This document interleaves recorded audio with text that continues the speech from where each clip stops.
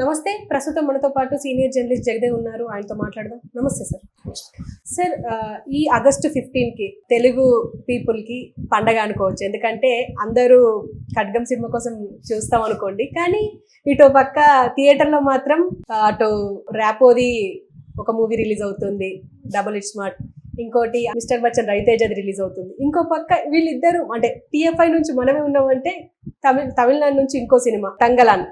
అంటే మూడు ఎక్స్పెక్టేషన్ బాగానే ఉంది. కానీ ఏది బాగుండే అవకాశం ఉంది అనుకుంటున్నారు సార్? అంటే ట్రైలర్ చూసి ఉంటారు మీరు మూడింటివి, మీకేమనిపిస్తుంది? ఎప్పుడు కూడా ఎక్స్పెక్టేషన్స్ పెట్టుకుంటే డిసప్పాయింట్మెంట్ పెరుగుతుందేమో నా అభిప్రాయం.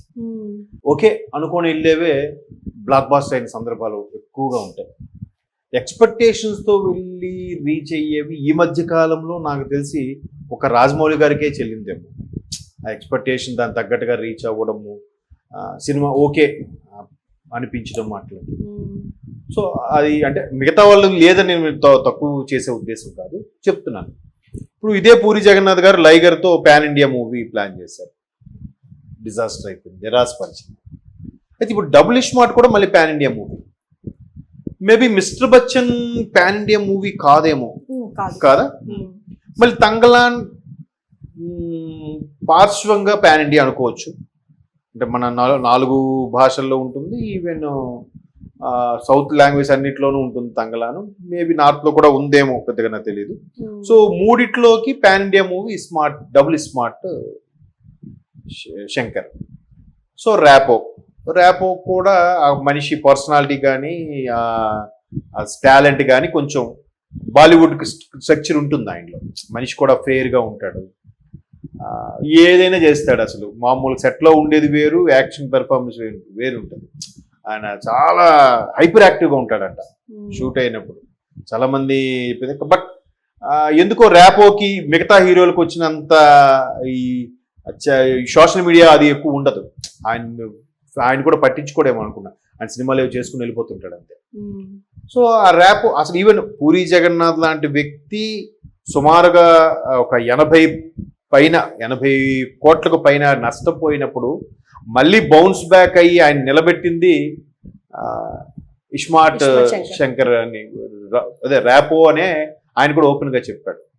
నేను మళ్ళీ పర్వాలేదు అనిపించుకున్నది టెంపరు, నన్ను మళ్ళీ బౌన్స్ బ్యాక్ అయి నిలబెట్టింది మాత్రం ర్యాపోనే నన్ను అన్నట్టుగా, ఉస్తాద్ ర్యాపో.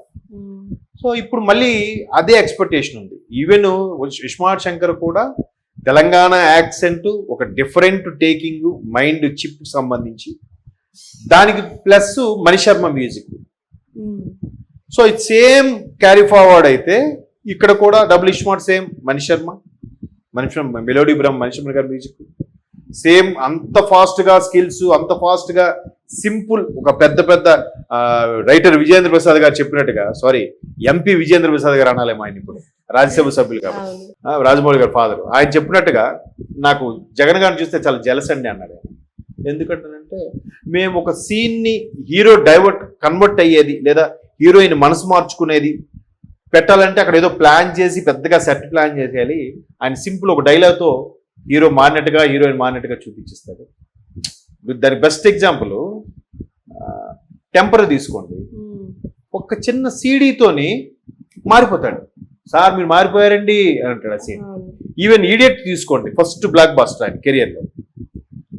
ఆడు పైనుంచి దూకుతూ మళ్ళీ ఆ సన్ సైడ్ పట్టుకొని పైకెక్కి, అవునే నేను చచ్చిపోతూ ఎలా బతుకుతావే అని అంటాడు. అక్కడికి హీరోయిన్ అది పవర్ఫుల్ డైలాగ్, చిన్న డైలాగ్తో చేంజ్ చేస్తాడు. ఆయన అంత బాగా చేస్తాడు పూరి జగన్నాథ్. విజేంద్ర ప్రసాద్ లాంటి Indian famous writer, highest paid writer అనుకోవచ్చేమో ప్రస్తుతానికి. అటువంటి ఆయన పూరి జగన్నాథ్ గారు అంటే, మరి పూరి జగన్నాథ్ రైటింగ్ స్కిల్స్ ఏ రేంజ్లో ఉంటాయి? సో ర్యాపో పెర్ఫార్మెన్స్, పూరి జగన్నాథ్ గారి డైరెక్షన్ రైటింగ్ స్కిల్స్, మణిశర్మ గారి బ్యాక్గ్రౌండ్ స్కోర్, ఇవన్నీ కలిపితే మళ్ళీ స్పెషల్ అట్రాక్షన్ సంజయ్ దత్ గారు అంట. సంజూబాయ్ బాలీవుడ్లో ఉండే ఇమేజ్ వేరు. ఈ మధ్య సౌత్లో కూడా అడపా తెగ సినిమాలు చేస్తున్నారు. మొన్న లియో సినిమాలో కూడా ఫాదర్ కమ్ విలన్ క్యారెక్టర్. ఇప్పుడు ఏమైపోయి ఇండియన్ సినిమా అయిపోయిన తరుణంలో, సో మూడిట్లోకి ఫస్ట్ ప్రయారిటీ ఎక్కువగా ఇమేజ్ అంటే నాకు తెలిసి మేబీ పూరి జగన్నాథ్ గారికి కూడా అంత ఆ స్థాయి ఇమేజ్ ఉంది కాబట్టి ఈవెన్ ర్యాపో కూడా పర్వాలేదు అనిపించేస్తే సూపర్ స్టార్ ఇమేజే ఉంది కాబట్టి నెక్స్ట్ బచ్చన్కి ఉంటుందేమో అనుకుంటున్నాను. ఎందుకంటే మాస్ మహారాజా రవితేజ, హరీష్ శంకర్ కూడా సూపర్ హిట్స్ ఇచ్చే డైరెక్టర్. ఒక గబ్బర్ సింగ్, ఆ తర్వాత అదేంటమ్మా మిరపకాయ, తర్వాత గద్దలకొండ గణేష్ కూడా చాలా అసలు వరుణ్ తేజుల్లో ఆ మెచ్యూర్డ్ లెవెల్ క్యారెక్టర్ని బాగా అవుట్పుట్ తీసుకొచ్చాడు, సినిమాని మిక్స్ చేస్తూ. అది చాలా బాగా నచ్చింది నాకు. సో అట్లాగా మంచి మంచి హిట్స్ ఉన్న హరీష్ శంకర్ కూడా అన్ని అనుకున్నట్టు జరిగితే ఈ పాటికి ఉస్తాద్ భగత్ సింగ్ కూడా రిలీజ్ అవ్వాలి. హరీష్ శంకర్ అంటే అసలు పాన్ ఇండియా ఇట్లా చూడాలి ఆయన. బట్ ఆయన డిప్యూటీ సీఎం అవ్వడం ఇవన్నీ కొంచెం గ్యాప్ వచ్చేసాయి. అంటే చెప్తున్నాను అట్లా ఈ రెండింటికి పోటీ ఉండొచ్చు మనకి తెలుగు రాష్ట్రాల్లో, తెలుగు ఫిల్మ్ ఇండస్ట్రీకి సంబంధించి ఆంధ్ర, తెలంగాణ, రాయలసీమ వరకు వీటికి ఎక్కువ థియేటర్స్ ప్రాధాన్యత ఉండొచ్చు. తంగలాన్ చియాన్ది కాబట్టి అన్ని వర్గాల వాళ్ళు చూస్తారు. కాకపోతే ఇక్కడ ఒక ట్రైబల్కి చెందిన, ఒక తెగకి చెందిన సినిమాలాగా అనిపిస్తుంది మనకి. సో అటువంటివి ఎంటర్టైన్మెంట్ యాంగిల్లో అందరూ చూడరు. ఒకసారి చూడడానికి భలే తీశారా అనిపించుకోవచ్చు, కానీ పదే పదే ఎంటర్టైన్మెంట్గా ఫ్యామిలీస్తో వెళ్ళి చూడాలనుకునే సినిమాగా ఫీల్ అవ్వరు. మన దగ్గర ఉన్నదా మన తెలుగు నేటివిటీకి ఉండా అడ్వాంటేజో డిసడ్వాంటేజో తెలియదు, కానీ అది ఉంటుంది. అంటే ఒక వెర్షన్ నాకు అది కరెక్టే అనిపిస్తుంది. ఇప్పుడు సినిమా అంటే ఏంటి, 2.5 గంటల సేపు ప్రశాంతంగా బయటి ప్రపంచాన్ని, మన సాధక బాధల్ని మర్చిపోయి ఫ్యామిలీతోనూ ఫ్రెండ్స్తో ఎంజాయ్ చేసామా, ఓ సూపర్ విజిల్ వేసామా, అది కదా సినిమా. మళ్ళీ అక్కడికి వెళ్ళా కూడా ఇప్పుడు గతంలో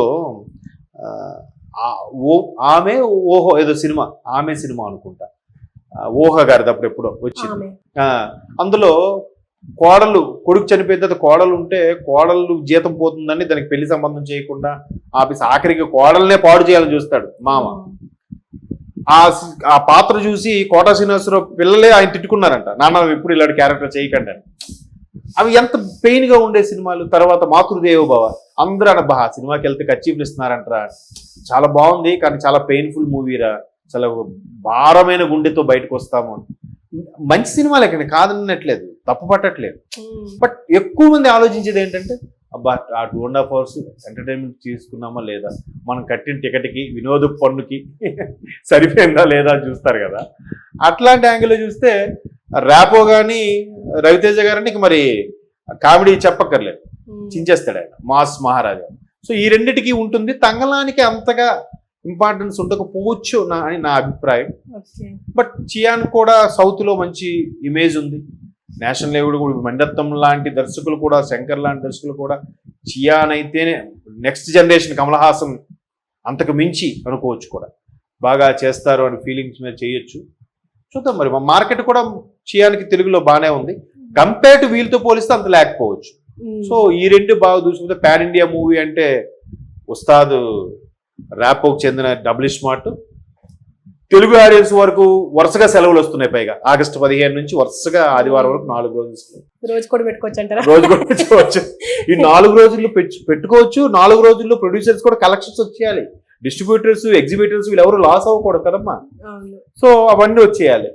సో కాబట్టి అంటే ర్యాంకింగ్ అని కాదు కానీ అలా ఉండొచ్చు అనుకుంటున్నాను. ర్యాపోది, తర్వాత మాస్ మహారాజా, తంగలాన్ కూడా ఎక్కువ థియేటర్స్ ఇవ్వకపోవచ్చేమో అని అనుకుంటున్నాను.